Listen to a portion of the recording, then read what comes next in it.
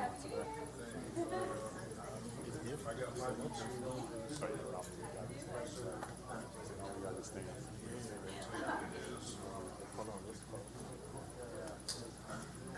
good morning, brother.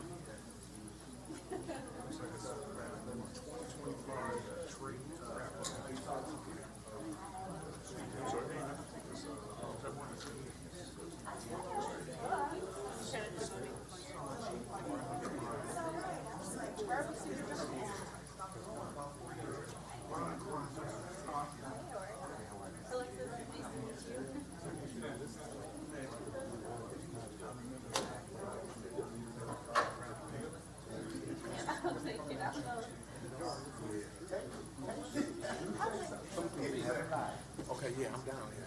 I hope it doesn't start.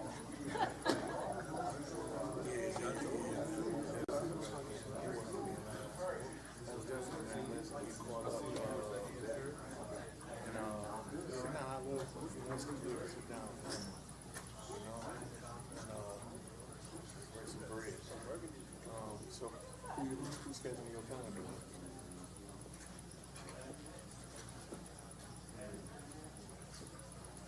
Okay, 224-1027, right? All right, I'm gonna call them and coordinate, get on the schedule. So what is your role? Oh yeah, yeah. No, I already know. So press conferences.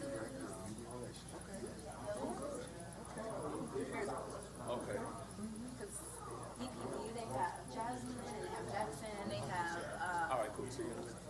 I don't want to get his ranking. They have Zhao. He's Okay. their officer or sergeant. I'm not sure, but they have Zhao. And a whole team here. Yeah. Hey. I'm so good. How are you? Oh God. Okay. Since we're being honest, yeah. It's been a process, and it will continue to be a process.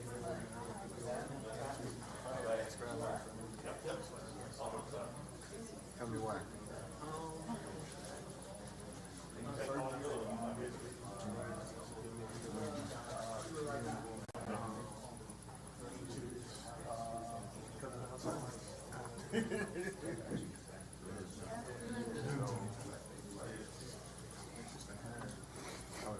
One, 2, 3, 4, 5, 6. Audio check. 1, 2, 3, 4, 5. Audio check. 1, 2, 3.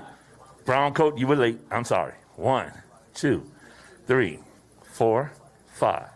1, 2, 3, 4, 5. Good? All good. Okay.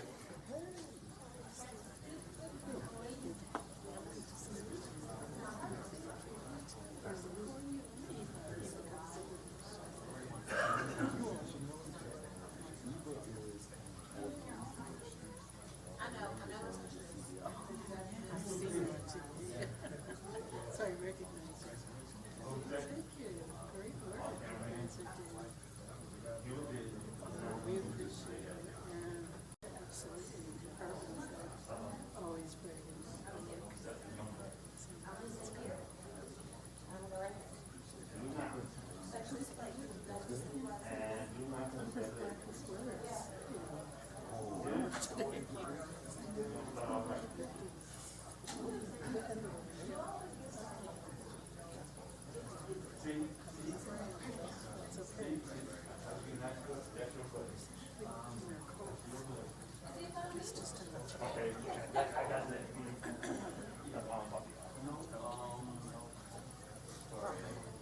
How you doing?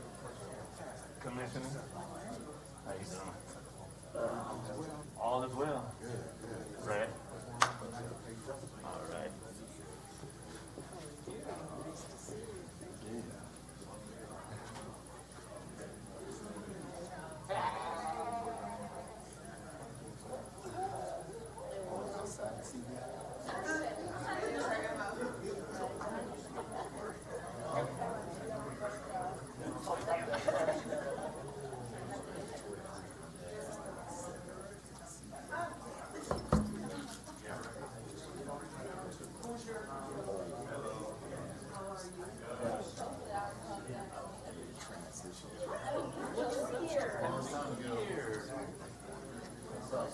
I saw you and I thought, she's recording again.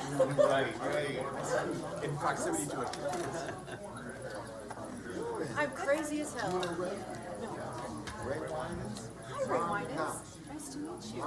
Used to be on, in the media, Channel 4. Yeah, but now I'm running for Ray, Washington. And Ray is one of our CCs. Okay, nice to meet you. Okay.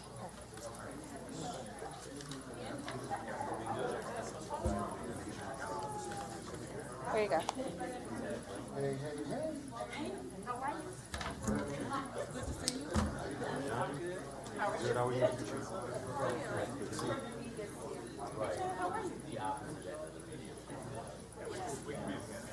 Hi, John. How are you? Good. How are you? I know. I only keep up with you at the social. I haven't seen you since I was with Amanda.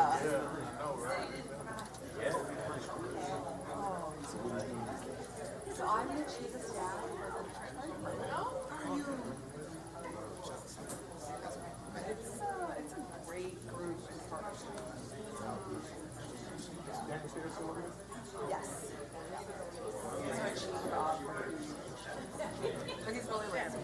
Where you work, it's so funny because when we're out, you know, people are like, oh, like that's your boss. I'm like, yeah, I can't have his boss, but Right. it's funny. But we love him. He's like, he's really good people.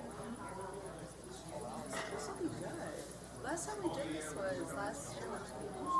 This is right in my school. And career photographer channel stuff. Cool. And career. Oh, okay.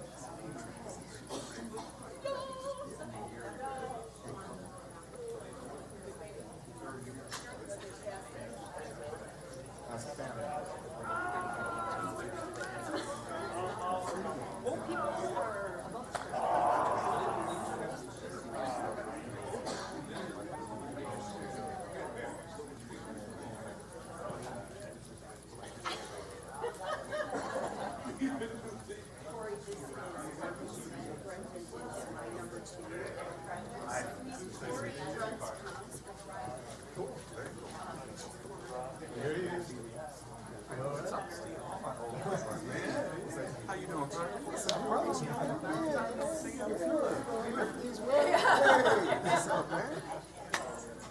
Happy New Year. Happy New Year to you too. How you been? Fantastic. Good. You look good. I don't know what's up. Well, he must have been drinking or... Fruits and vegetables. Thanks. I don't come out that often. 30 years of sobriety, bro. That's what it is. That's good stuff. Like I said. Yeah. That's good stuff.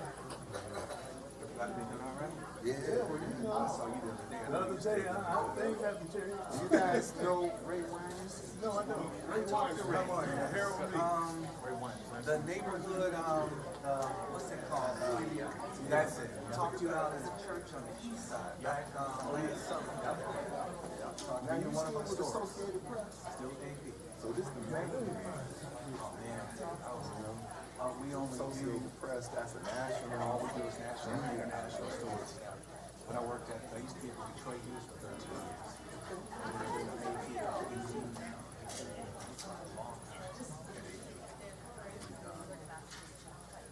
I always tell folks that for the rest of the country know what's going on in Detroit. Which means I got to do it right. I can't screw it up. I like that. How you feel here? Can't find a report all bad because right. But yeah, we tell them at the Detroit News, all they want to do.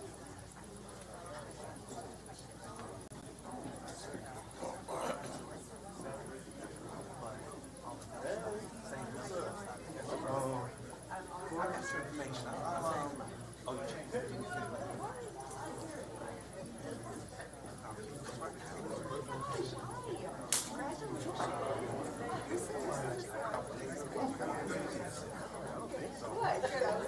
East side, west side.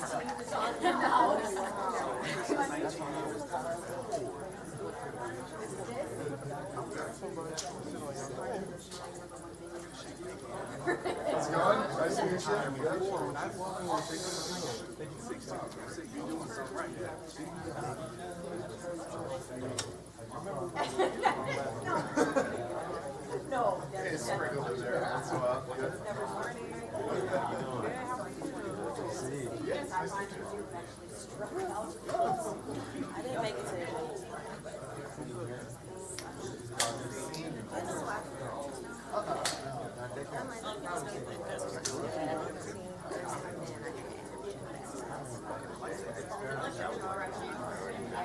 It is crazy. It was, I love it. Well, I like to go to church. Okay. I'm a single woman, so we gotta go to the gym. We gotta keep it right. We gotta keep it tight.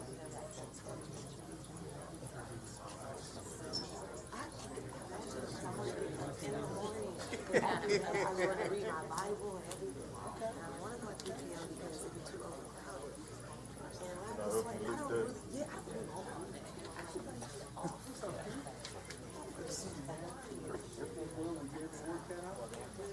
Wow, that's a conversation. Yes.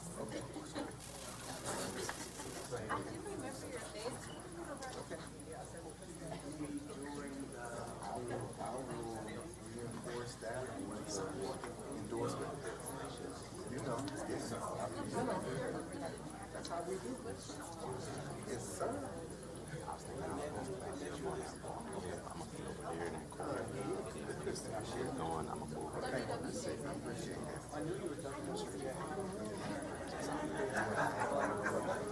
Looking at these chairs, and I'm like, I don't know who's gonna come up in what direction they gonna come from.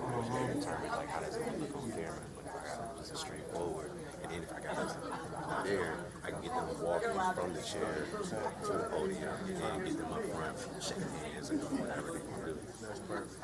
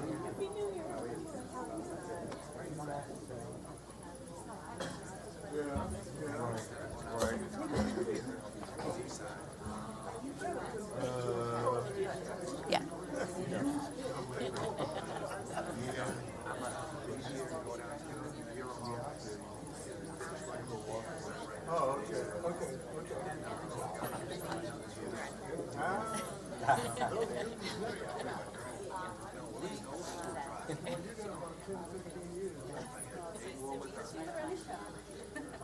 really long, but everyone, yeah.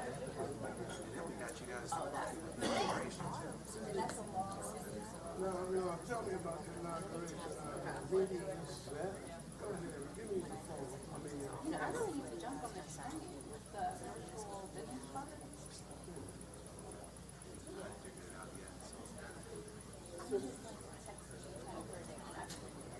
send me a tip. I think I called you the other day. I still got called. You got it? I deleted some stuff, so let me see. I know. This is my daughter's helping me out. Yeah, well, you better get with it. You know, iPhone, you can just like pull it up and send the contact right there. Yeah. Well, we don't, I have this, and I have everything right there. I'm sending you a text.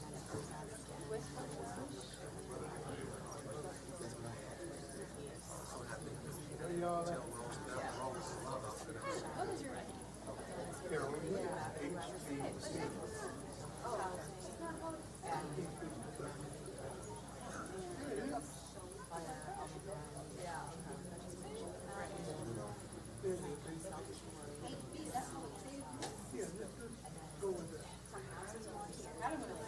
Give me your phone. 313.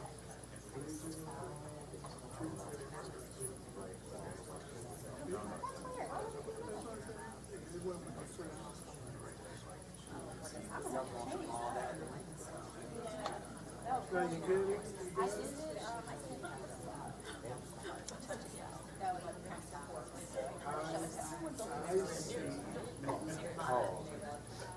Oh, there it is. Pardon me. I had Ray write this down.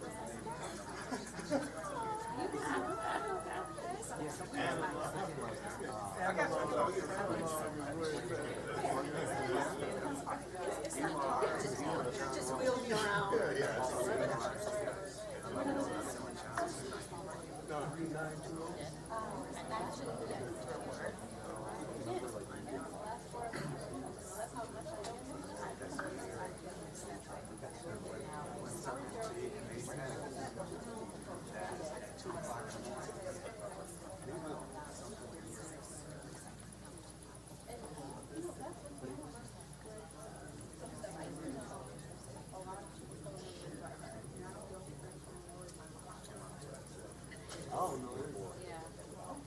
One number I remember. She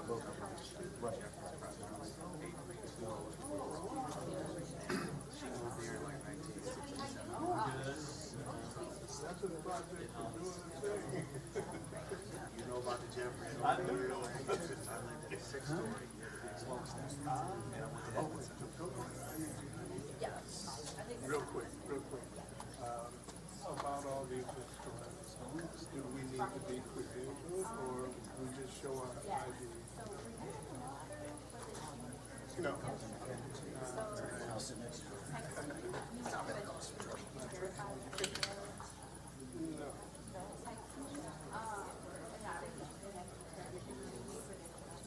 That's Rose. Did you come today?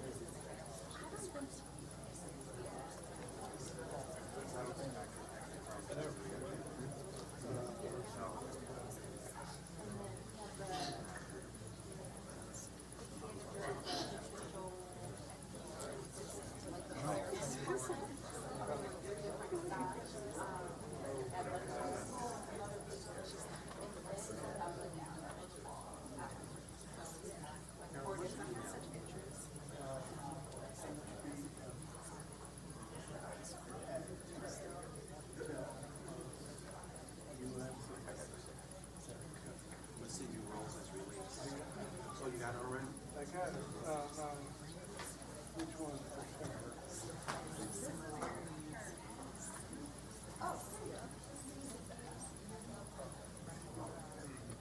That's warm. I haven't received it.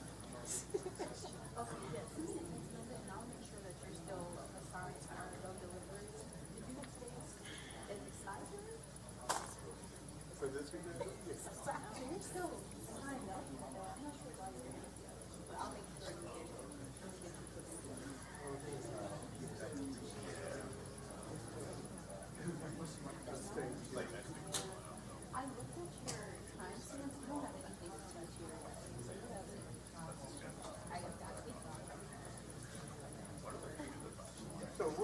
I just want to make sure my staff is all set up, ready to go. Yes, 3 of us. Text me. All the names. Okay. All right, now let me make sure. So people give us cookies all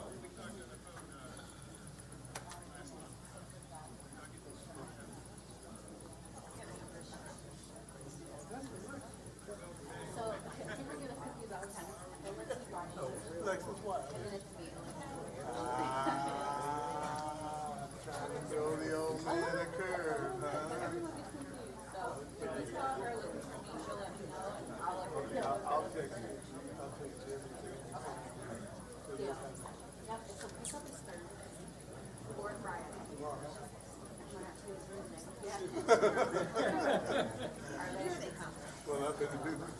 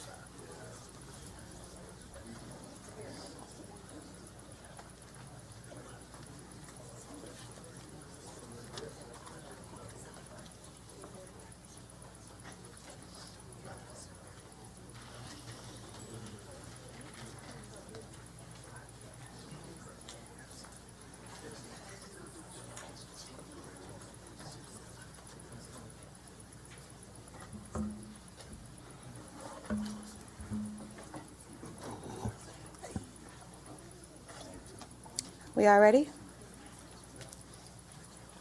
All right. Good morning and welcome to the Detroit Police Department's end of year crime stats press conference for 2025. My name is Jasmine Barmore and I am the Director of Media Relations for the Detroit Police Department.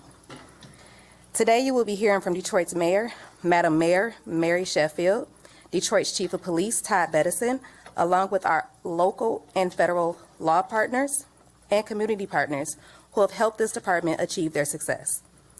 I do ask that you hold all questions until the end of the presser, where we will allow 2 questions per media outlet. Now, I'd like to bring up Detroit's top cop, Chief Todd Bedison.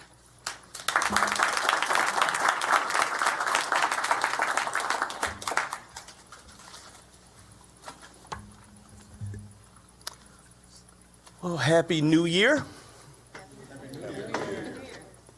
And I remember being here last year reporting out on the crime stats for 2024, and we had historic low numbers to be able to report. This year, we have historic low numbers to be able to report because we were able collectively, it's a collective effort, our law enforcement partners, our CVI partners, our community, our media, when we push out information, if you see something, say something, the community responded. And so I stand here and I just want to thank the hardworking men of the Detroit Police Department, my executive team, everybody involved, the unions, the DPOA, the LSA, the Command Officers Association, because I will tell you this, during 2025, Chief Todd Bedison personally didn't lock up one person, y'all. I didn't, but I got a phenomenal team, and they definitely got the job done. Before I go into the actual stats and get into that, 1 homicide, 1 assault, 1 carjacking, as we always say, is 1 too many. And so regardless of the trend line that has went down, what I will tell you is this, that if you were the victim of a crime, whether it's a violent crime or a property crime, if your vehicle was stolen and you came out and it's not there, that significantly impacts you. And so you will say, what are you really celebrating? But I will tell you this, Detroit, Metro Detroit, and the nation, that what we're doing in the city of Detroit with our plan collectively, it's working. Because as you will see very shortly, it's going down, down, down. And in 2026, this year, this group right here, we will double down on our efforts and come up under the leadership of our new Mayor, Mary Sheffield, to continue as investing in prevention, enforcement, technology, everything. When I say and, it's all about and more, and strengthening the relationships even deeper when it comes to community engagement with all of us being involved and inspiring folks that are engaged in criminal activity to have alternatives and to just really change the culture when it comes to engaging in criminal activity. So with that, I would like to bring up really, really quickly our mayor, Mary Sheffield.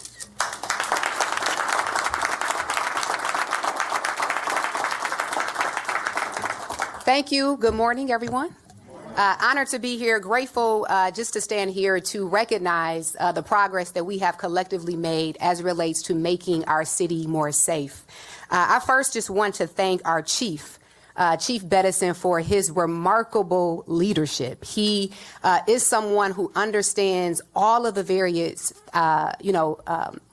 facets of public safety, that it's not just about law enforcement. There's a human side, there is a prevention side, and it has to be addressed holistically. And our chief understands all aspects of that. So again, I want to give honor and thanks to the remarkable leadership of our chief. Can we give him a round of applause again? I also want to thank the incredible men and women of the Detroit Police Department, and to all of our law enforcement partners that are here today on the local, state, and federal level, as well as the many community-based organizations, our CVI groups, and neighborhood partners who do this work every single day to drive crime down and make our community safe. We thank you, we honor you, we appreciate you for the work that you all do. Detroit once again has seen a drop in every major category of crime, which means fewer families are grieving, fewer lives are disrupted, and more families now can feel safe in their homes and their communities. This decrease in violence is due to the collaborative spirit and partnerships that are here today. I have always stated that I believe in a holistic and comprehensive approach to public safety that is rooted in both prevention and intervention. And while we have made progress, as our chief indicated, we know that the work is far from over. One life lost is far too many. And so I stand here today as a newly elected mayor to really solidify my commitment that public safety will remain a priority for this administration. We will build on the foundation of the strategies and programs that are working and ensure that we are continuing to make Detroit a safe city. We are also committed to launching the city's first ever Office of Neighborhood and Community Safety in the city of Detroit. This office will focus on strengthening and expanding proven strategies, addressing mental health, engaging our youth through after-school programs, mentoring and job training, and also enhancing neighborhood-based solutions that save lives in a data and resident-informed way. And lastly, as we talk about the data today and the numbers, we know that perception is what matters most, how people feel in their neighborhoods. And this office will be focused on that as well, too. So with the effective strategies that Chief Beddison and all of the partners here today have put in place, as well as the office that is forthcoming, I truly believe that we will continue to see a crime rate reduction in Detroit and making Detroit a safe place for all. So God bless you all. Thank you all for the work that you're doing, and I'm extremely excited to work with each and every one of you all.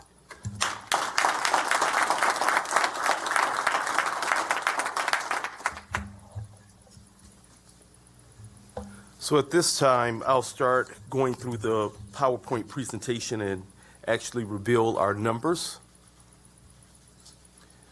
As you can see, the reduction, the trend line, when it comes to our homicides. In 2025, homicides dropped by 18.7% from the previous year of 2024. If you go back to 23, it dropped by 34.5%. And you can see the trend line over time, just the lowest record when it comes to homicides in the city of Detroit since I've been a police officer, since I've actually been on the job. I've been on the job now over 30 years. Non-fatal shootings. I never thought I would see the day throughout my career when we would go below 1,000 actually. But with the collective effort, and just for definition purposes, a non-fatal shooting is where an individual is shot, but they survive. So it could be a shot to the finger, to the leg, and they survive the injuries. Last year, we had 447. The previous year, we had 607.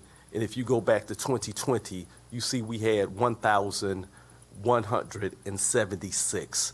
And you can see the trend line where we're continually to trend down. Our officers, this group, the community, everyone, CVI, working collectively, the judges, courts, working to make the city a safer place, our community. Carjackings. It was a point when the city of Detroit was actually called Carjack City. If you went back to 2013, 2014, we used to have over 800 carjackings in the city of Detroit. We actually implemented and put a program in place called Project Greenlight, and that was done based off of data because so many of the carjackings were occurring around gas stations, Coney Islands, other places that stayed open late. And so we actually implemented an innovative program called Project Greenlight. We started with 8 gas stations and 8 businesses, and today we have over 1,000 green light locations, and the media and everyone wanted to know at that time, what is the data? Does it work? Is Project Greenlight working? I would say yes, but I would also say that it's not a one-stop solution, that other things are contributing as far as our commercial auto theft section officers, other technology as well. But with the strategy, you can see that over time and sticking with it, adding more to it, the trend line is continuing to go down. And last year, we only had 77 carjackings in the city of Detroit where vehicle was taken at gunpoint or another weapon from them physically. That's what a carjacking is.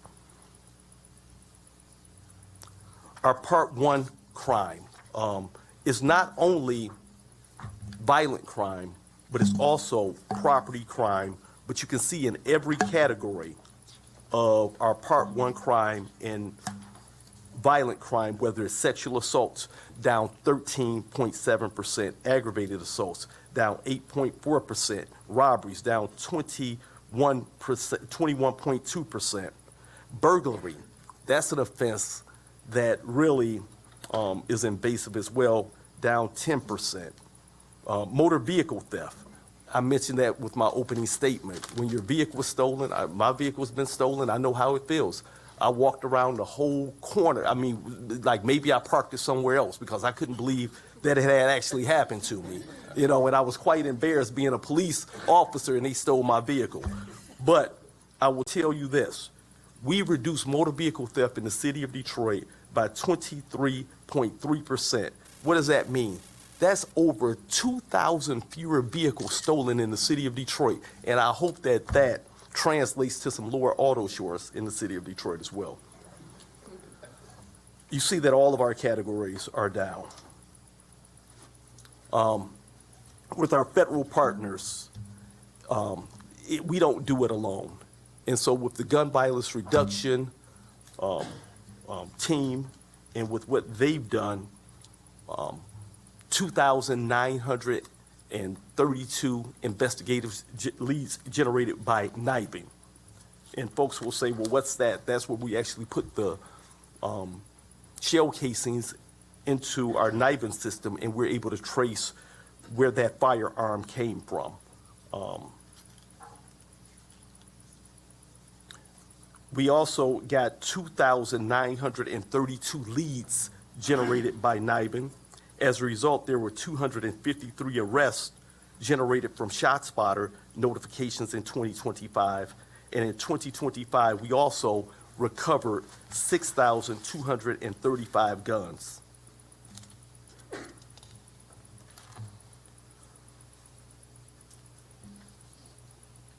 Our federal and our local partnerships, in partnership with the U.S. Attorney's Office, the ATF, the DEA, the FBI, Homeland Security Investigations, DFAT, our Detroit Fugitive Apprehension Team, and our other partners, that group arrested 441 individuals were charged, over 2,253 felony arrests, 462 illegal guns taken off the street through their efforts, 593 search warrants executed. The reason that we go through to explain these numbers and what we're doing is to show exactly how we're reducing crime in the city of Detroit.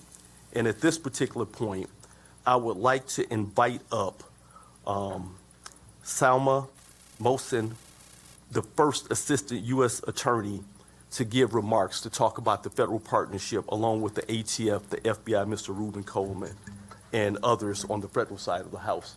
Thank you so much.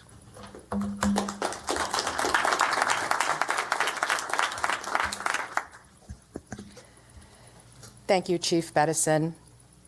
We at the United States Attorney's Office are very fortunate to work with the hardworking men and women of the Detroit Police Department and with all of our partners, state and federal. We have a lot to be thankful for. So first, allow me to thank you all for all that you do to keep all of us safe. Thank you. We are grateful to you and to all of our law enforcement partners for your courage, your dedication, and commitment to protect and serve this community. This reduction in violent crime is your success. It is Detroit's success. United States Attorney Jerome Gorgon and the men and women of the United States Attorney's Office are honored to support that success, and we are ready to do more. I would like to highlight some of the aspects of the productive and strong partnership between our office, the Detroit Police Department, ATF, FBI, DEA, HSI, and all of our partners today. This partnership is groundbreaking and ever evolving, and we work hard to identify, apprehend, and prosecute the vicious and often brutal criminals who are driving the violence in this city and terrorizing entire neighborhoods. For instance, this summer, Chief Bettison asked his federal partners to help with a brewing gang war on the east side of Detroit. He was proactive and forward-leaning in his approach. He brought the considerable power of the partnership to bear on the problem. As a result, our office played a small part, along with all of our federal partners, to work together and identify the drivers of the violence, the warring gang members. Our office charged 6 defendants, effectively ending that gang war and preventing further bloodshed. By the end of the year, homicides and non-fatal shootings were down significantly in the 2 East Side precincts that were most impacted by the gang violence. And recently, our office indicted Terrence Davis, a convicted felon on probation who is connected to multiple shootings. The Davis case highlights the success of the partnership. In that case, the Detroit Police Department collected shell casings after 8 unsolved shootings, put them into the NIBIN system, which is the National Integrated Ballistic Information System or Network, and ATF's NIBIN group connected those shootings to a single firearm. Within days, our office, working with ATF and DPD, identified the shooter as Terrence Davis and obtained federal arrest warrants. When law enforcement tried to arrest Davis, he fled and then carjacked a victim. During his flight, he exchanged fire with the DPD and ATF. Our office charged and indicted Davis federally with carjacking, attempted murder, felon in possession of a firearm, and other offenses which carry stiff and in some instances mandatory minimum penalties. This partnership is, in fact, the tip of the spear in combating violent crime. Our assistant United States attorneys, our prosecutors, work inside several police precincts, shoulder to shoulder, with DPD, ATF, and all of our partners. And United States Attorney Jerome Gorgon has expanded these efforts. We are now partnering with 7 precincts and the Detroit Police Department's Domestic Violence Unit because we are laser focused on identifying and prosecuting the drivers of the violence. We are partnering with the Domestic Violence Unit because it is a fact that those who engage in domestic violence are among the most violent and dangerous criminals. They drive violence. And so I have a message for those who drive violence. If you are a driver of violence, know this: we are coming for you. We will bring our considerable federal resources and tools to identify you, locate you, and prosecute you to the fullest extent of the law. Thank you, Chief Bettison, for all of your hard work, and thank you to all of our federal partners.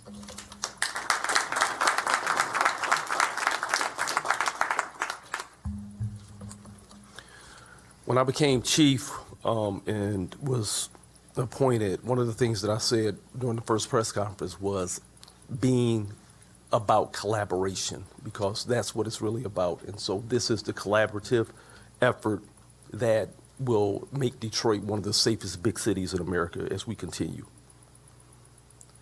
Next, because law enforcement is really one of the most visible entities when it comes to overall public safety, but it's a lot more than just policing. There's another side to it as well, and so that's the circuit, the courts. So you have the judges, you have our prosecutor's office, but the courts play a big role in ensuring that justice prevails as well. And so at this point, I would like to bring up Third Circuit Court Judge Patricia Fassard.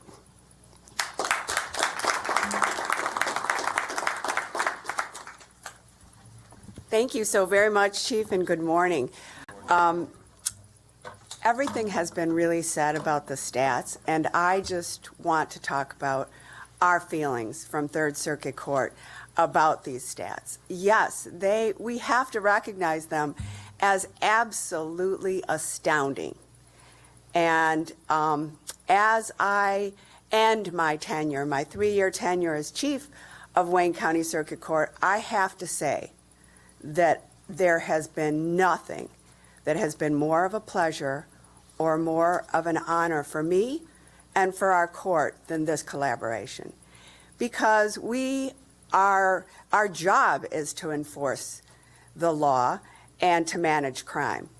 But it is only with this collaboration and this team that has allowed us to work so closely with the prevention of crime and with the supporting the community and supporting those in need that really has this kind of an impact on the reduction of crime.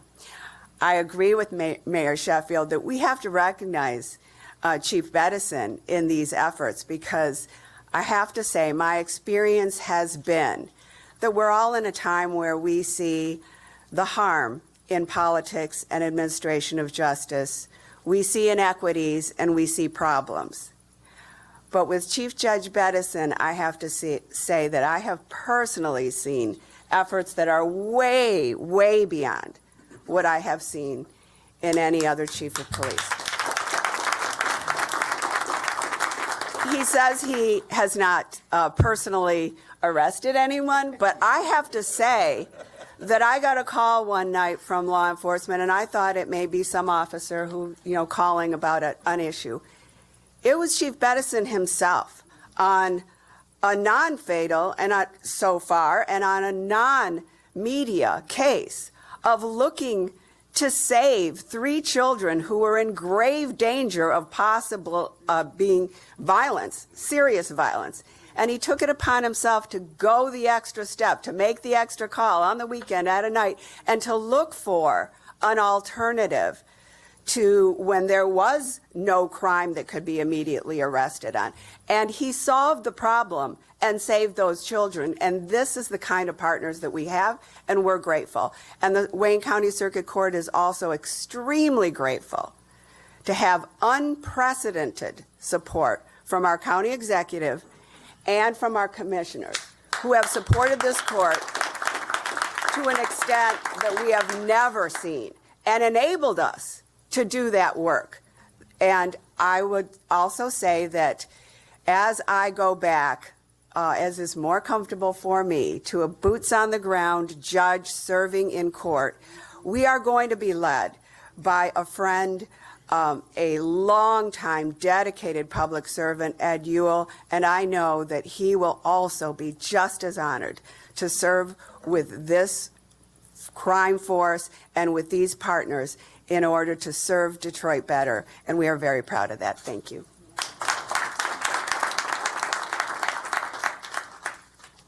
Thank you, Judge Fassard.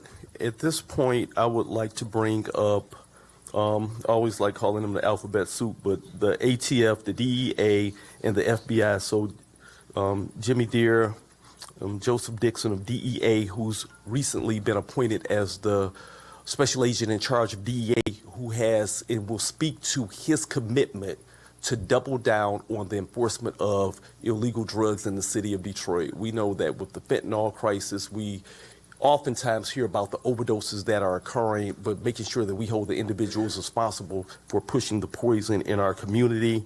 And then also FBI Special Agent in Charge, Reuben Coleman. So I would like all 3 of them to come to the microphone and give remarks.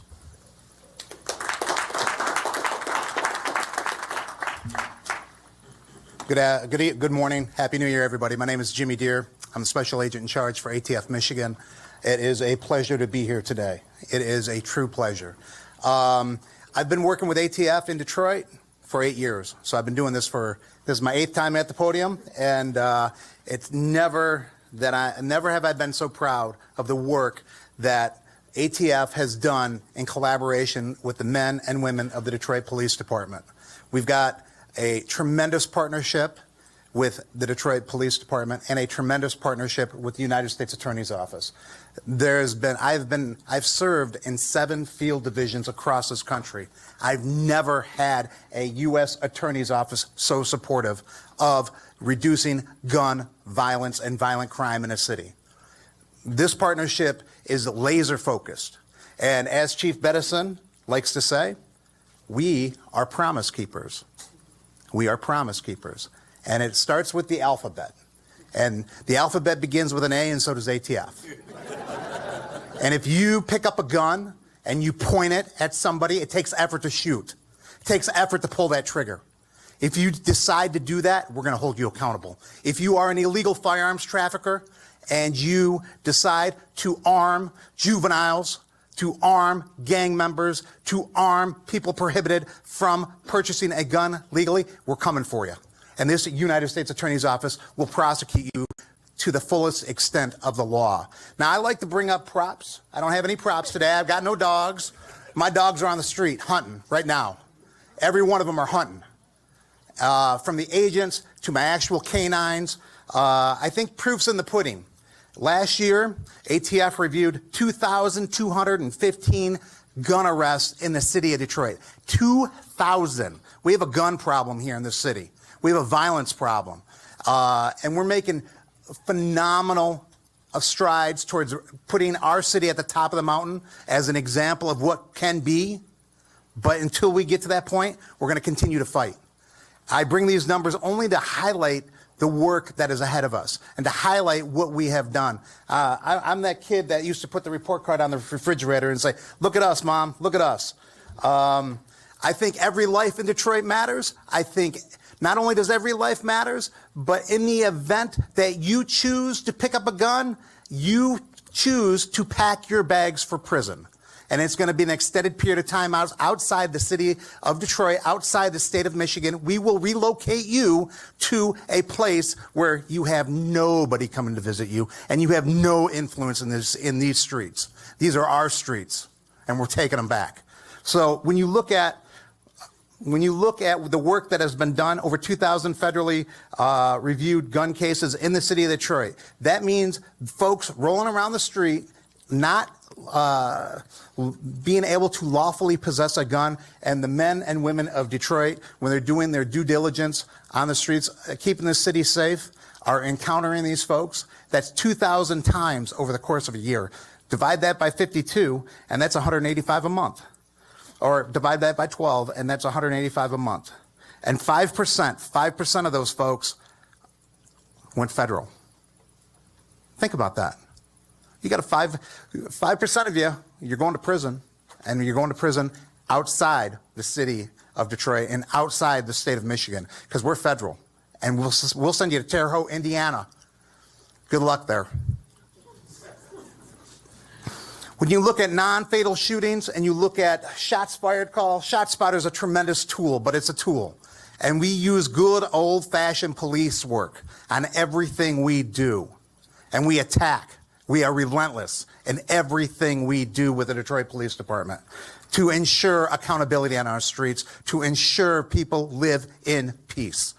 Everybody deserves to walk down the street and not fear for their loved ones coming home that day. Everyone. I live in St. Clair Shores. I take it for granted. I walk everywhere I go. And I don't even think about gunfire. I take that for granted. We shouldn't. We should not. When you look at it, we had 949 ShotSpotter incidents and shots fired calls in the city of Detroit last year that ATF responded to and actively investigated in. Our dogs are on the street looking for shell casings, looking for evidence that we can put into the National Integrated Ballistic Information System. It's a mouthful, but it's going to help hold people accountable. It's data-driven. It's connecting people to crimes. That's what we do. You look at serial rapists, people targeting sex traffickers on the street, we hold them accountable through NIBIN. This individual that Ms. Mosen was speaking of, that shot, that pointed a gun at ATF, that pointed a gun and carjacked folks, this individual was involved in rapes. This individual. You've got individuals out there roaming our streets that are animals, that are predatory in their nature. And that's our promise. We're going to find them, we're going to hunt you down, and you're going to go to prison. That's our promise. I promise you that.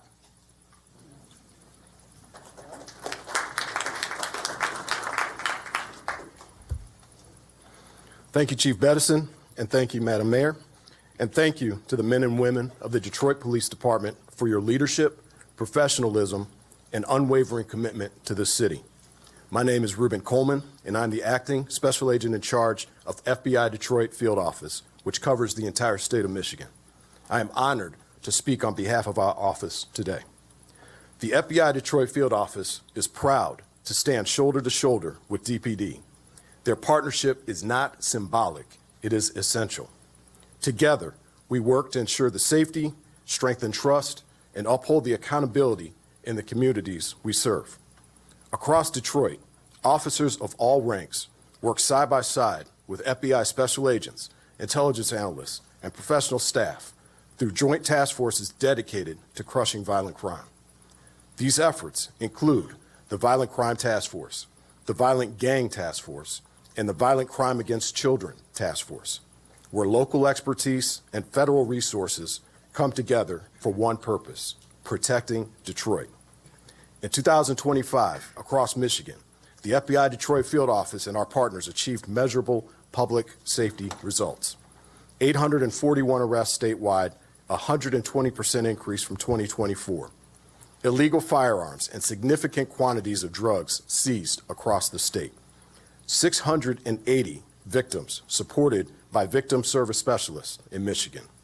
90 missing children located through coordinated investigative efforts. Here in Detroit, working directly with DPD, federal arrests increased by 289% from 2024 to 2025, a clear reflection of focused, intelligence-driven investigations and strong collaboration.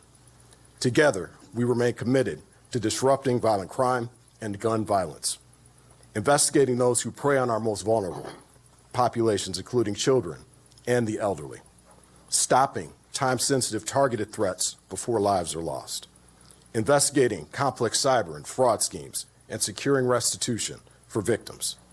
Public safety is a shared responsibility. Strong partnerships between federal, state, and local law enforcement, combined with community trust, are what make these staffs possible. Because of our partnerships with the Detroit Police Department, we are helping to keep Detroit safe. Thank you to our law enforcement partners and to the community for standing with us as we continue this mission together.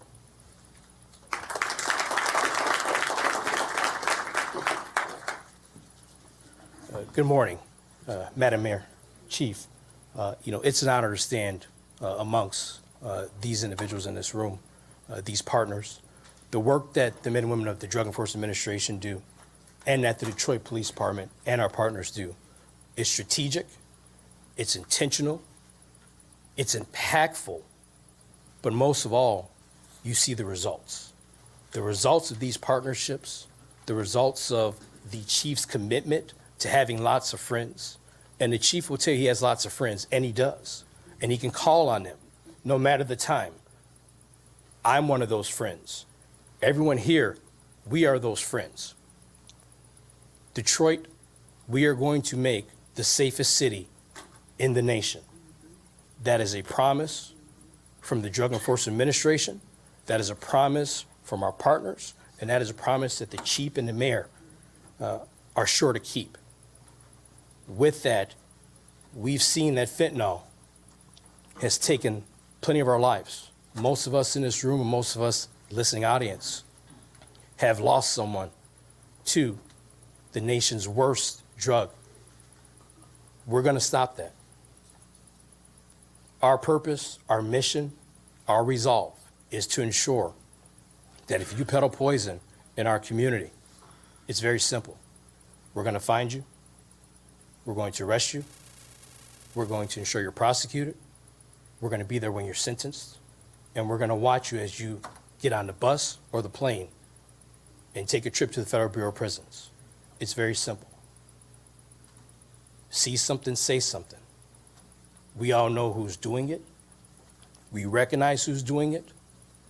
And I would tell you this, if you're a part of it, stop it. Not in our communities, not in our neighborhoods, not in our schools. The next generation depends on you and all of us in this room. The men and women of the Drug Enforcement Administration, we stand in support with the City of Detroit and our partners across the room, across the globe. And we're here, and the message is very clear. We're going nowhere. I want to thank you all for allowing us the opportunity to be a part of your space. Chief, thank you for the partnership. You know you can call me whatever the time it needs. Okay, and we stand with you and your men and women on the front lines. Thank you. Madam Mayor, thank you also.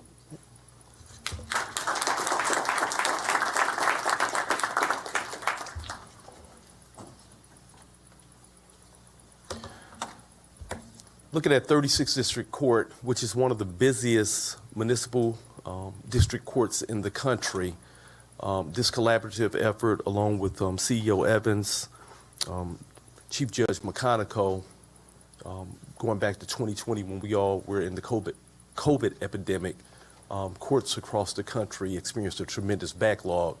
But under the leadership of Wayne County Executive Evans, pulling everyone together to really attack the problem, you can look at the chart and see that 36th District Court cut the backlog of pending gun felony cases by 91% over the last 4 years. And as of today, closing out December 2025, it's only a backlog of 192. And so they continue to make sure that individuals get processed expeditiously. The Wayne County Sheriff Partnership and just the Wayne County collective effort. The city of Detroit may be the largest city in the state of Michigan, but if you talk to Sheriff Raphael Washington, he'll tell you that it's just one city in the county of Wayne. And how many cities are in the county of Wayne, sir? 43. So he always reminds me that I'm just one of 43, but I'm the largest of that one of 43. And so I would like to bring up right now Wayne County Executive Warren Evans and thank him and have him speak to the overall collaborative along with Sheriff Raphael Washington.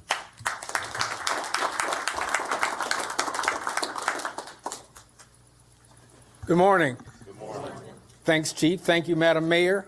Let me talk about the county part of this, because when we talk about a criminal justice system, it is in fact a system. It's layered. You have local police, Detroit. You have the county sheriff. You have the federal partners. You have the state police. And it is not a natural thing for all of them to work together and have a common goal. It would seem like it would be, but if you've been around this country as long as I have, it isn't. So there is a concerted effort here for us to put egos to the side and figure out how to crank out justice, but not just the enforcement part. That was always, in my police career, the most fun part, to be honest with you. But, you know, we have misguided kids who will go into the juvenile detention facility, and they ought to come out at least not worse than they went in. That's a county function. There are citizens groups here who are involved in coming in there to mentor these kids. There are kids who have been active shooters, and you can call them kids if you want to.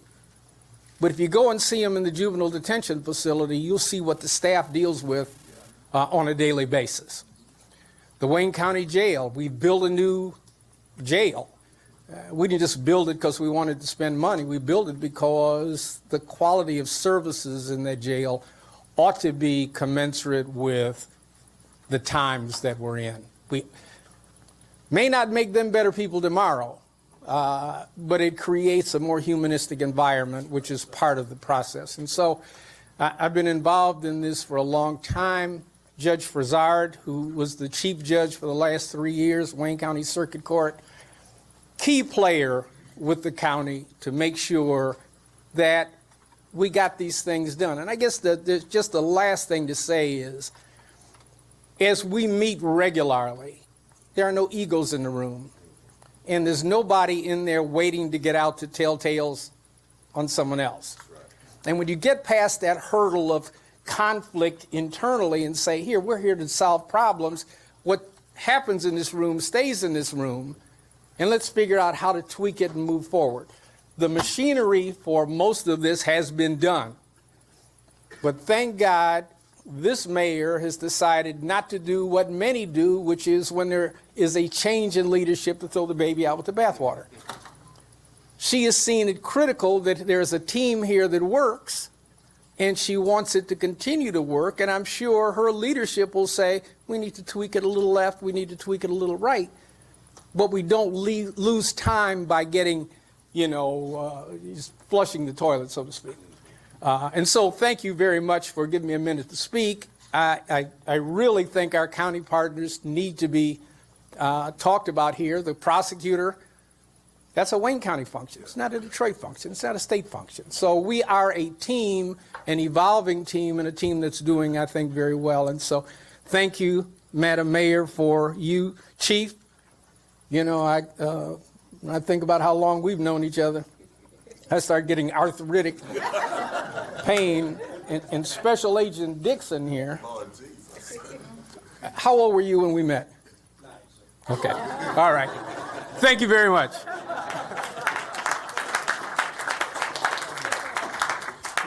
Good morning, Madam Mayor Sheffield, and to our Chief Todd Bettison. First, I want to acknowledge what a strong partnership we have with the Detroit Police Department.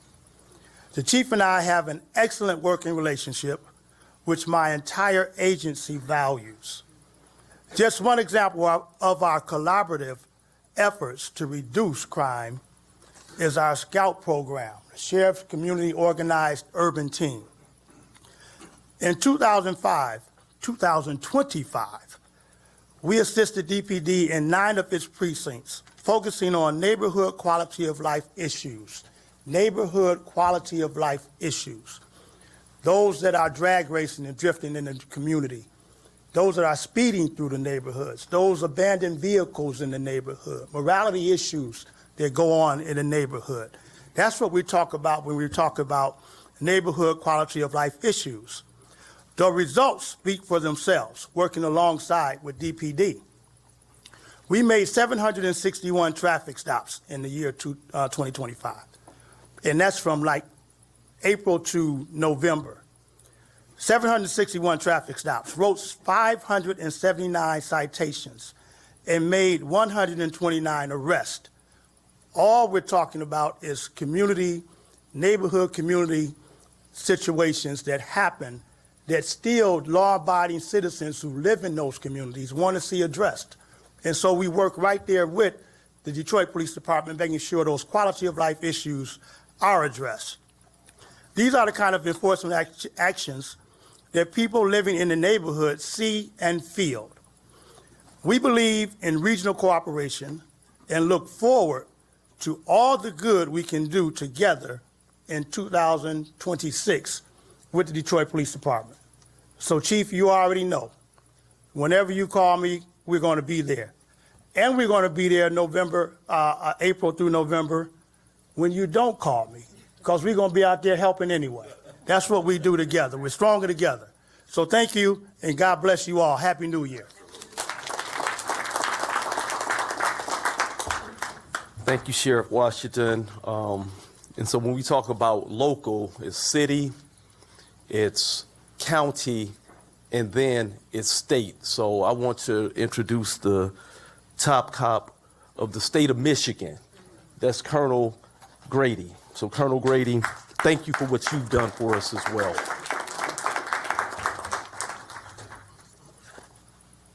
Good morning. Good morning. Thank you, Mayor Sheffield and Chief Bettison, for inviting me to be a part of today's press conference. It is a privilege to address you in the great city of Detroit, and I am proud to stand before you as we reflect on a period of meaningful progress and commitment to public safety. Today, we celebrate a milestone in crime reduction that has been driven by a shared responsibility the partnerships between the Michigan State Police, the Detroit Police Department, our local agencies, our federal partners, and the members of this community. This achievement did not happen by accident. Yes, sir. It happened because we embraced collaboration across agencies, across our neighborhoods, across lines of difference to safeguard the people of Detroit and the state of Michigan. Our troopers work hand in hand with the Detroit police officers. That's been going on since the mid-'70s. Guided by a common purpose to protect life, to uphold the rule of law, and to restore a sense of security to every neighborhood. With our federal partners, we have expanded our capacity to deter, detect, and disrupt crime, while ensuring that the civil liberties and fair treatment are always protected. And with the community, through outreach, dialogue, and participation in shared solutions, we have built trust that strengthens every step of our work. Collaboration is not an abstract idea. It is a concrete and daily practice. The declines in crime that are shared here today reflect the dedication and commitment that happens between the scenes, strategizing, information sharing, training, and the relentless work of investigators, officers, and community partners who believe in a safer Detroit. This morning, I would like to provide a brief snapshot of MSP's role in this endeavor during the 2025 calendar year. Our MSP Forensic Science Division responded to 11 crime scenes in Detroit. And across 7 state laboratory disciplines, our laboratories processed 3,500 pieces of evidence that were submitted. To reduce traffic crashes and save lives on the roads and freeways in the city, troopers increased traffic enforcement and conducted over 16,000 traffic stops, an 11% increase over 2024, leading to more than 23,000 citations and verbal warnings. Because come on, folks, we all know in here sometimes on the lodge, you're driving way too fast. The MSP Aviation Unit provided the airport air support with 260 flight hours, assisting in 111 felony arrests. And MSP personnel executed 56 search warrants, removed 194 illegal guns, and made 786 original felony arrests. And I can't speak highly enough about the work of the Joint Homicide Task Force, which is composed of both MSP and the Detroit Police Department detectives. They continue to deliver thorough investigations that include complex homicides with multiple victims, successfully solving investigations and bringing peace and resolutions to families affected by this type of violence.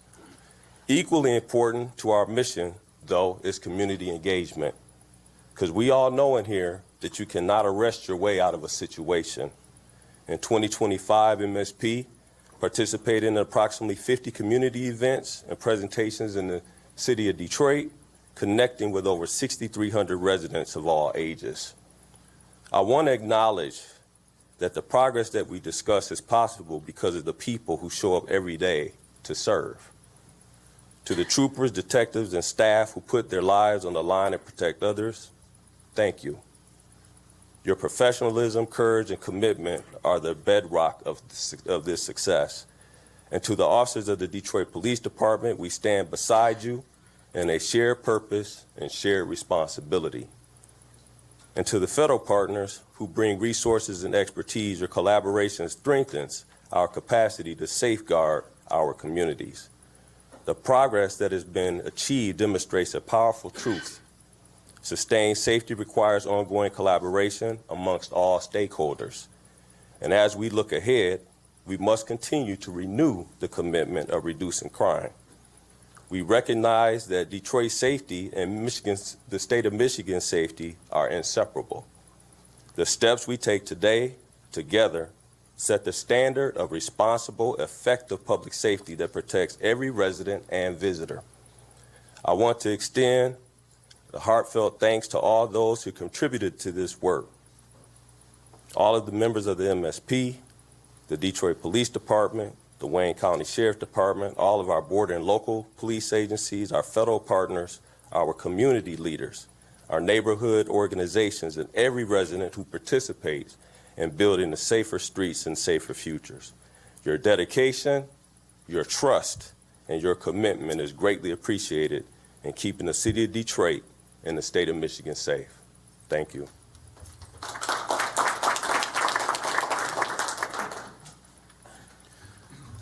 Thank you, Colonel Grady. We're getting ready to transition now into community violence intervention. But before I bring up Zoe DeJuan Kennedy to speak on that from Force Detroit with our 7 community violence intervention groups, the ones who actually, our program is called Shot Stoppers in the city of Detroit, to actually prevent the shot from being fired in the first place. Because after the shot is fired and a life is lost, regardless of whether the individual is apprehended or not, the problem is we cannot bring victims back. So the best scenario is to actually be able to stop it from happening in the first place. But with all comes funding, Public Safety Trust Fund, ARPA, and our city council. And before Mayor Sheffield was mayor, she was the council president.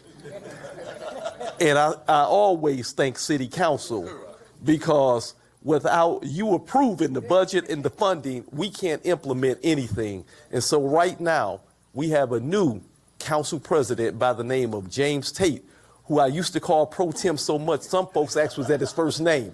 So Pro Tem now, President James Tate, will you please come give some remarks on behalf of City Council, Mr. President?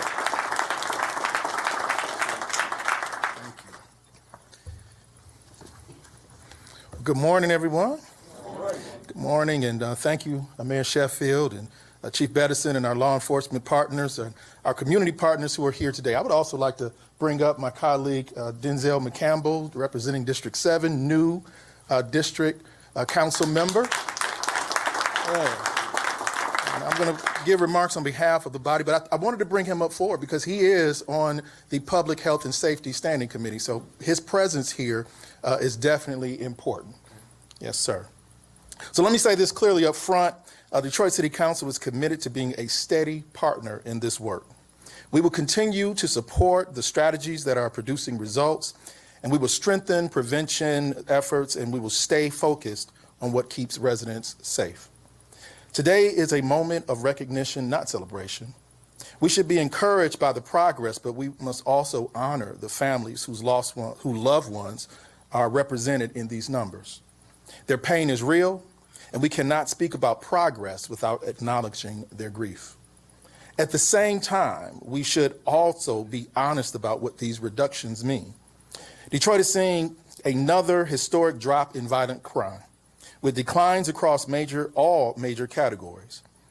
This matters because every reduction represents real people, real families, and neighborhoods that can breathe a lot easier.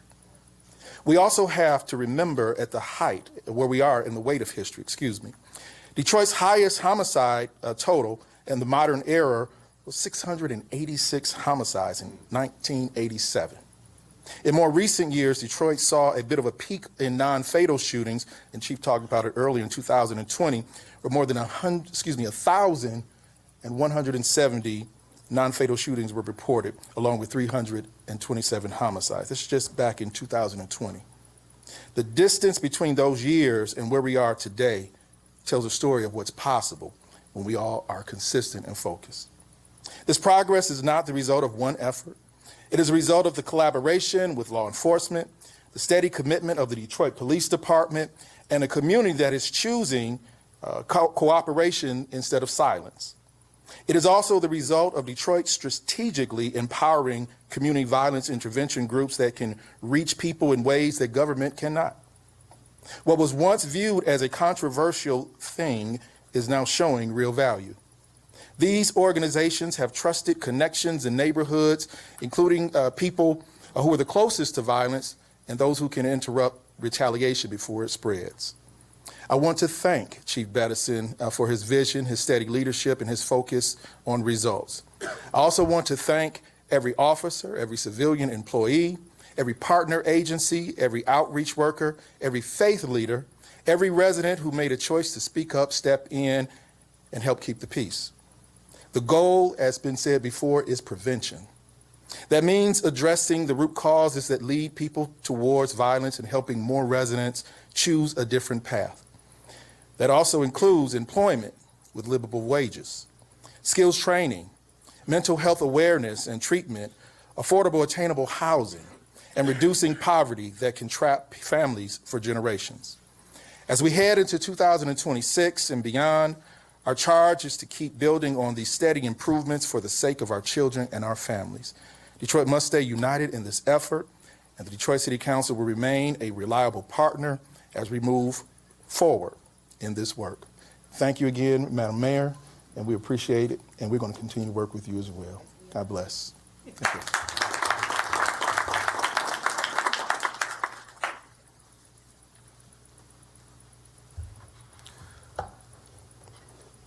At this point, I would like to bring Zoe DeJuan Kennedy, have you step up. Many individuals have become aware of what community violence intervention means.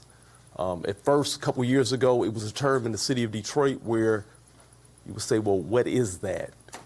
But we've introduced it, it's in our neighborhoods, and it's having real results.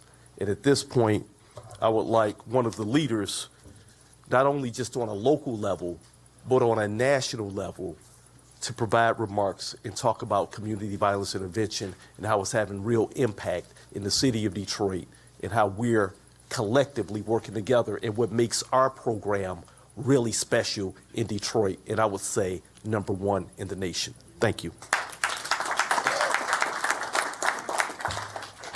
How y'all doing? Voice. I want to start off by congratulating you to your new role in leadership as our mayor, and let you know I appreciate you always being supportive of community violence intervention and the public health approach towards gun violence. Also, want to extend thanks to you as well, along with the chief, for being supportive in our strategies and our efforts to reduce gun violence in our communities, right?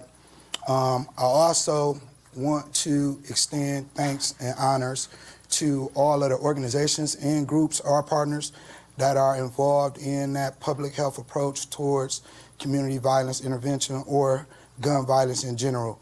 In those organizations, ours is Force Detroit, you have the People's Action, you have Friends and Family, you have Beat the Odds, you have Live in Peace, you have Team Pursuit, you have, I'm gonna miss, Detroit 300, you have New Era Detroit, you have Live D-Live, you have Ceasefire, and you have credible messengers inside the juveniles. And if I miss you, don't bother me after I leave. But this is the public health approach towards public safety. This is how we show up. This is our role. And trauma is a thing. It's a trauma-informed approach. Trauma hits different ways. For some, it can make them violent. For some, it can make them fearful. For some, it can make them relentless in accountability.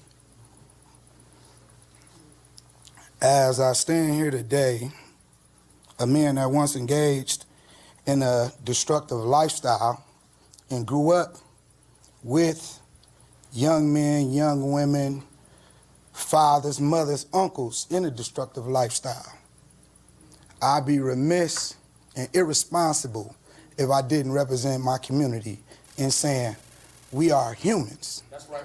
Every last one of us, even the ones that's messing up.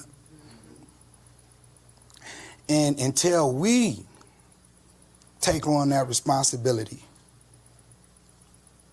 and move accordingly, things are going to be set in place to manage us.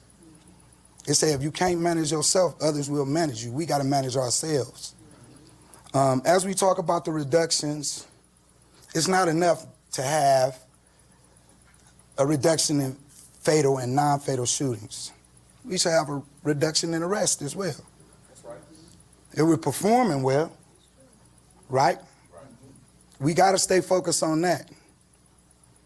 Because you can rot up in there, you hearing that, and tear a hut. We got to remember that. I don't want you dead. We don't want you injured. And we don't want somebody who could change the world stuck in a cell. That's right. Because we was in cells, ain't that right? A lot of us. We made it up out of there, but we shouldn't have never been in there. Now I want to go through some stats and through preaching. Oh yeah, I'll be remiss, I almost did it and I won't. The Shot Stopper staff, Michael, want to really extend honors to you, man. As well as everyone else who's working to establish the Office of Neighborhood and Community Safety. But I would have been remiss if I didn't include Michael and his team and what they're doing in this city. But I want to talk about, give you some metrics of what's going on. And this is from Shot Stoppers. We have had over 7,000 engagements as it relates to outreach and relationship building over the 2 years.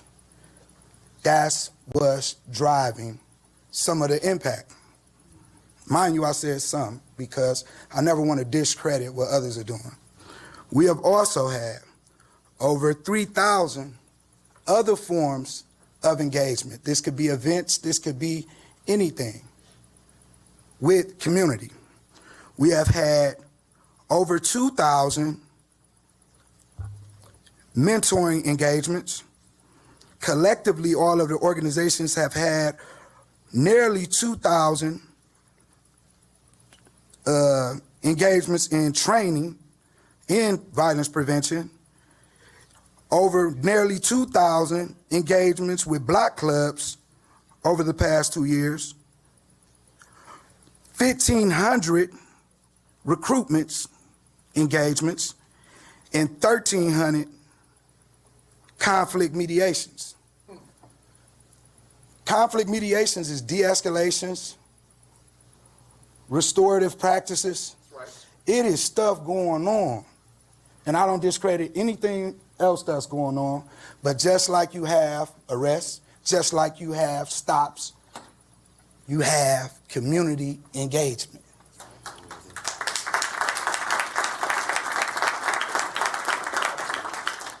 And our role in public safety, respectfully, is the public health approach. And we will continue that, and we will show up and be a permanent fixture in public safety. And I want to once again thank all of you for respecting our work, our stats, our effort, our commitment to being professional and professionalizing this field. And like he said, I travel the nation. And what we have is something that they don't. And I don't want none of them to be mad at me because they're going to see this on the news. Don't be mad, but I'm going to tell you what we don't, what they don't have.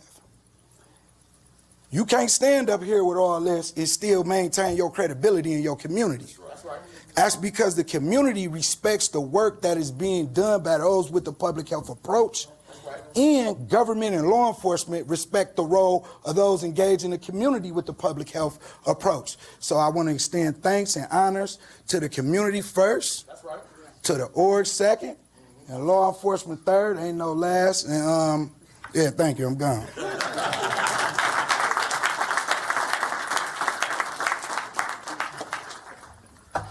Now it's easy to understand why I say that the city of Detroit is #1 when it comes to community violence intervention. Just looking at the data, the metrics, you're able to see that homicides and non-fatal shootings dropped 22% in the 7 CVI zones in 1 year, going from 25, looking back at 24. You can look at the results, murders and shootings in non-CVI areas, 25% reduction. That's the areas that are not covered by the CVI zones. And if you just look very quickly, Team Pursuit, for example, in their area over the past year, they've had a 60% reduction in those two categories. New Air Detroit, 44% reduction. Live in Peace, 12% reduction. Detroit Friends and Family, 11%. Forest Detroit, 4%. It was an increase of 2% for Detroit 300. Detroit People's Community, a 25% increase. But collectively, they're getting it done. Can't forget about mental health and co-response initiatives as well. We have a co-response unit. They're doing amazing work, and with the response, the department received 17,152 mental health calls for service in 2025, and we responded to 14,987. So you'll say, well, what about the ones you didn't respond to? Well, we actually have behavioral health therapists embedded in our 911 call center. They're able to triage, and oftentimes a response is not necessary, and they're able to refer and get individuals the appropriate help that they need. We work very, very closely with DWIN, Detroit Wayne Integrated Health Network. I'd like to thank our former chief, now I call him CEO White. He's the head of DWIN, and he's doing amazing work along with his team over there. Before I close all the way out and take questions, we have something very, very special in the city of Detroit. It's called the Board of Police Commissioners, and that is an oversight body for the police department. Many departments don't have that, but that's another thing that makes the city of Detroit special. It was created by the charter of the city of Detroit many, many years ago under the late, great Mayor Coleman A. Young. But here representing us today are members of the Board of Police Commissioners, but I would like to bring up the chair of the Board of Police Commissioners and also give recognition to the Vice Chair, Darrell Woods, but we're going to bring forth Eva Walsh, the chair of the Board of Police Commissioners, to give some brief remarks.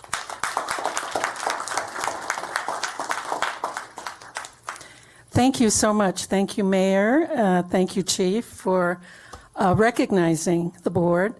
It is a very important partner to the Detroit Police Department. And I would just say we're on behalf of Vice Chair Darrell Woods, who is my partner in the leadership, and the former chair of the board. We're very pleased with the statistics that are produced today, or that are shown today, but we're not surprised. We're not at all surprised, because as a board, we meet every single week. I don't know of any other board, because I sit on several boards, that meets every week. And so we receive a very detailed report from the chief and his leadership, and it's usually 15 to 20 pages, and it's every week, and we see those numbers coming down. And we're told, why they're coming down. I talked to some individuals earlier. He praises the CVI groups that are helping along with bringing these numbers down. We hear it every week, and these numbers are presented to the community. These are public meetings, so everyone has the opportunity to see these numbers come down. Of course, it's the work of the department. The officers are doing a tremendous job under the leadership of Chief Bedison. But, I do want to mention that as a civilian oversight, we are responsible for approving the budget of the department, approving promotions. We help hire the chief. We do a lot of very important tasks as a civilian oversight committee or as a board. And as was mentioned earlier, I think by the chief, we're part of a national network of organizations. NACO is the name of the national organization, and we just had a conference a couple of months ago.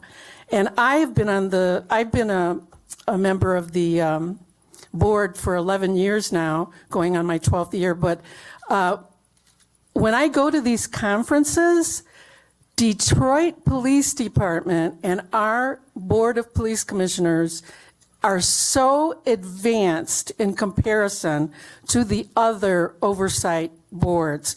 You know, as the chief mentioned, we are way ahead. In fact, this last conference, we talked about how we need to give some of these workshops because a lot of the even large cities do not have the oversight and the activity and what we do as the Detroit Police Department does. So we are advanced not only in terms of the officers, the training they get, the leadership of our department, the community engagement and partnerships that we have.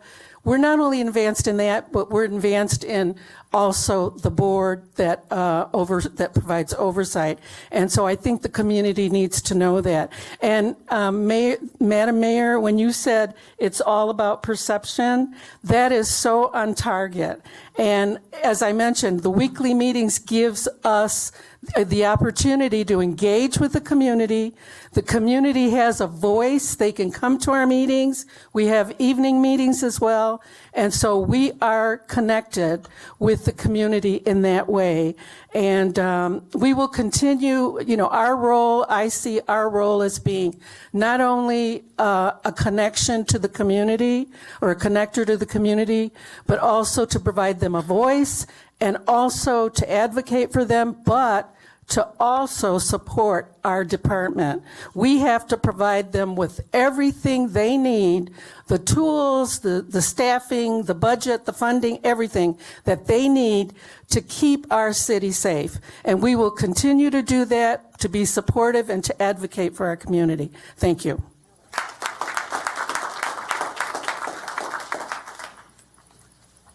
Thank you, Commissioner Walsh. Even though she's not here today to stand with us, but she's here in spirit, Madam Prosecutor Kim Worthy, who has been a phenomenal partner and has contributed to the overall reduction in crime in the city of Detroit as well. So I thank you, Madam Prosecutor Worthy. I would like to also just give thanks to Governor Whitmer and the House of Representatives and also the State Senate as well for passing the Public Safety Trust Fund and ensuring that we have more resources in the city of Detroit for law enforcement and also for our CVI groups. It not only impacts the city of Detroit in a positive way, that legislation that was passed helps the whole entire state of Michigan in keeping us safe. So everyone involved with that on both sides. I could just name names and keep going on, but it passed overwhelmingly with bipartisan support. So I thank Governor Whitmer's office. I thank the legislative branch as well, both the House and the Senate, for getting that done. At this point, I will open it up for questions from the audience, well, for media. Mr. Hunter, how are you, sir? I'm Happy New Year. Happy New Year. How you doing? I feel great. To the chief and to the mayor, thank you so much, Mayor, for coming out, fighting, and being on target. Mayor Dinkins, who I just left from, Andre in Atlanta, told me make sure I tell you hi. I love what we're seeing. I respect what we're seeing. I just like to give a suggestion. The only part missing here is the leaders of the unions. They do a great job of making sure that the kids that they know are in trouble. I called Tony yesterday to link 5 kids up whose parents called me. Another entity that we're missing, and I saw it in Atlanta, which made me call Tony about somebody who at one of the bishops' church asked me if I could get their child in contracting. And I said, okay, let me call, and he did. We have that relationship. That's the part, one of the parts that might be missing. Certainly we have all the community centers, they have the computer centers, and I'm quite sure we need to know more about that. But how do we get engaged with making sure that every one of those teams know about the unions, and that next Labor Day is not all these people coming down Michigan that's not from Detroit, but we have a slew of Detroiters who would be in trouble now building houses or doing piping, something that AI won't eliminate, plumbing and electricity. And that's my first question. Yeah, thank you for your question, Mr. Hunter, Gary. Madam Mayor has something in store for that, and she'll be rolling that out at the appropriate time. But we're working collectively on things to be able to do that and more, with wraparound, with employment, summer employment, long-term employment, poverty. And so I don't want to speak in regards to what she has coming, but she definitely has that covered. And I don't want to mess up the surprise. Anything I can do to help, let me know. The next question I have, your officers have come to show all kind of love in the community. How do we get our community to know that they're there for us? You can't get a better set. I mean, we might have some bad ones, but when I tell you the chiefs and assistant chiefs, anytime I've stopped to help somebody, they were always hospitable. They were always courteous. And I'm quite sure it leads from the top, because I almost threatened the last mayor about don't mess with you. But the real bottom line is, how do we get our community to now respect those who are respecting us? And I guess, how do we partner? And if the mayor could just say something about what is our goal to make sure that our citizens know that they're not here to just lock us up. And I know we want to lock those up, like you said, that cause us this harm. When you get a certain age, you want to see the police. At a certain age, you only want to see them. So how do we get a blend of respect for the officers, and what do you intend to do to make sure that the citizens know that you have a force that's ready to love on them and not just fight them? So I guess you want me to tease the announcement. You won't let it go. But we do have a lot of forthcoming announcements around the Office of Neighborhood and Community Safety. And that office will encompass wraparound services, empowerment for our youth, job training, mental health services, more open access to our recreational centers, the human approach and public safety approach to how we address gun violence in the city of Detroit. I think we've heard today that we know we can't police our way out of public safety and violence. And so this administration will be laser focused on the human side, the prevention side, to ensure that people have the support that they need to be productive citizens here in Detroit. So it's an all hands on deck approach, and we're very excited within the first 100 days with the support of our chief to get this office open. And I do have to give credit to the council as well, too, who has been pushing for this initiative for quite some time. So stay tuned. More information will be forthcoming. And he said 3 years. 3 years. Oh, through me. Okay, through me. Yes, we have been pushing for it, but it will be forthcoming. Thank you. Hi, Chief. It's Andrea from the Detroit Free Press. Just a couple of questions for you. Can you let the public know what the difference between justified and unjustified homicides are? Are justified homicides in that total? And if not, how many were there in 2025? Yep, absolutely. And so a homicide, and we're talking about criminal homicide. So those are the numbers that are reported. And so a criminal homicide is a murder or non-negligent manslaughter, and I'm reading the exact definition, the willful non-negligent killing of one human being by another. So deaths caused by negligence, attempts to kill, assault to kill, suicides, accidental deaths are excluded. A justified homicide is a homicide defined as, is classified, justified separately and limited by definition to 1, the killing of a felon by a law enforcement officer in the line of duty, or the killing of a felon during the commission of a felony by a private citizen. That's what a justified homicide is. So if you were to take someone's life in defense of yourself or another, that would be deemed justified. And by definition, those are excluded.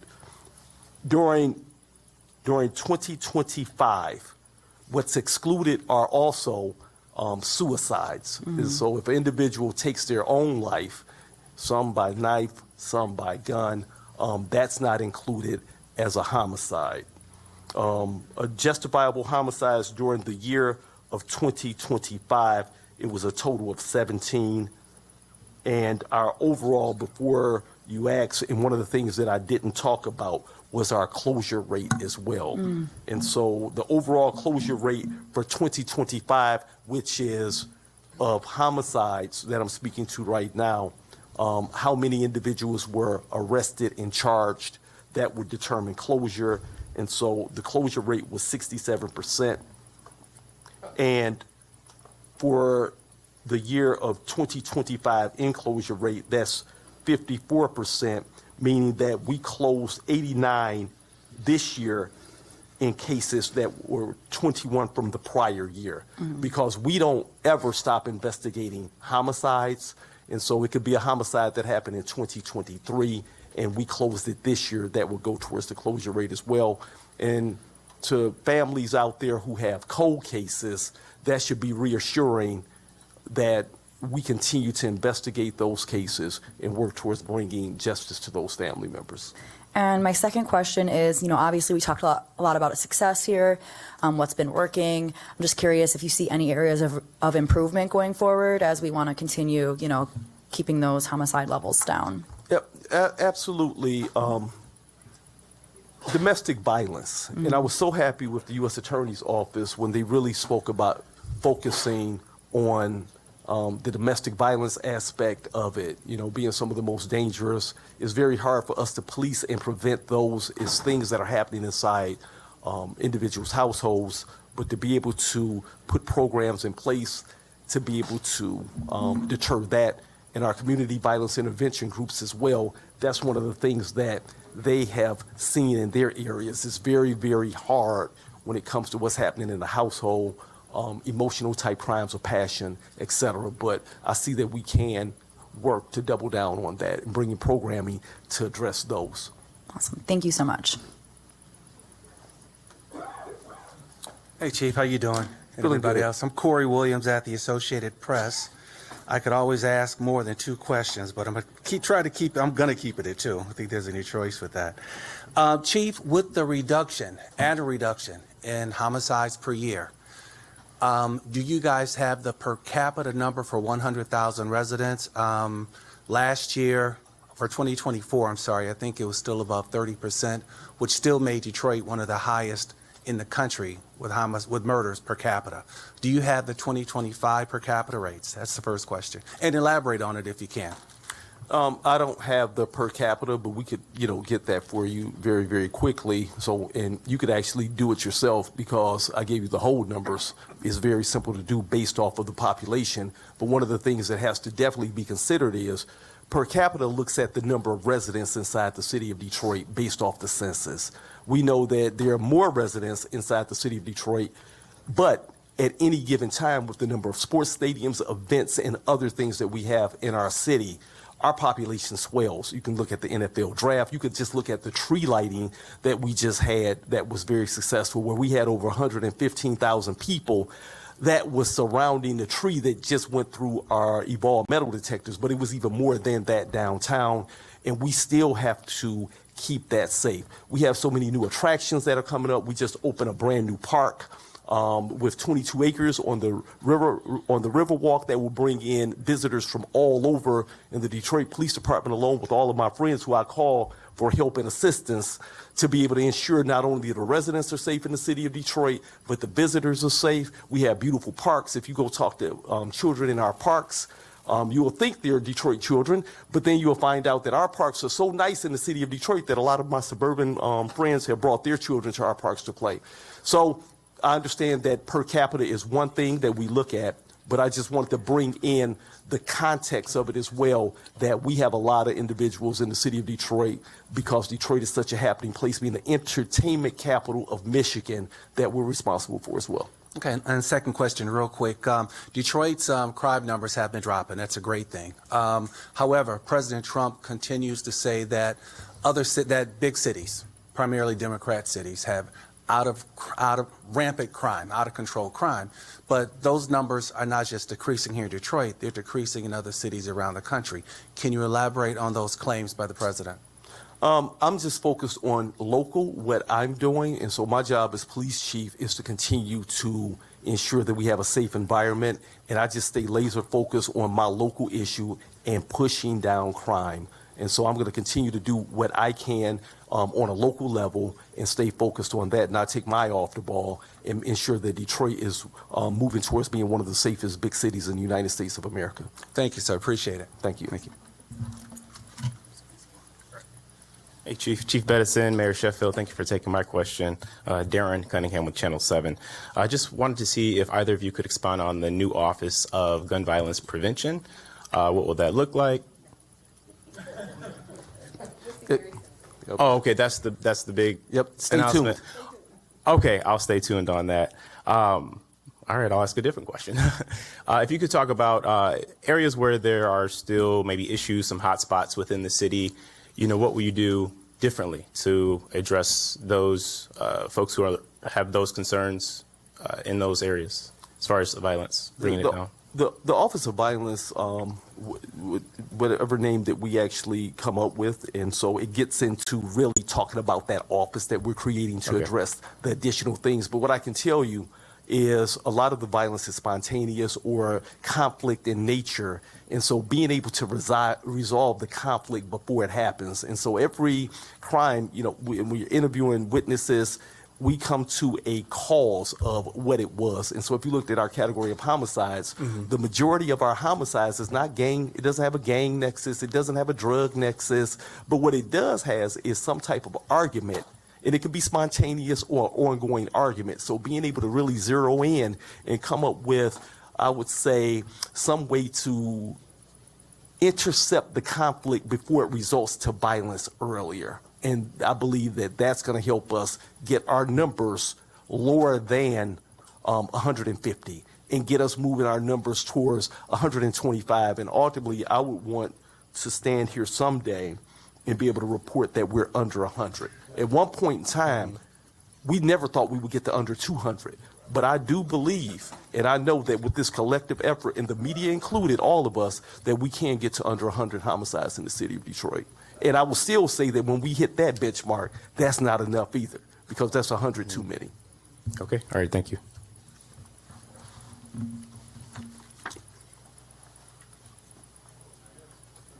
Thank you all so much. Thank you, thank you, thank you.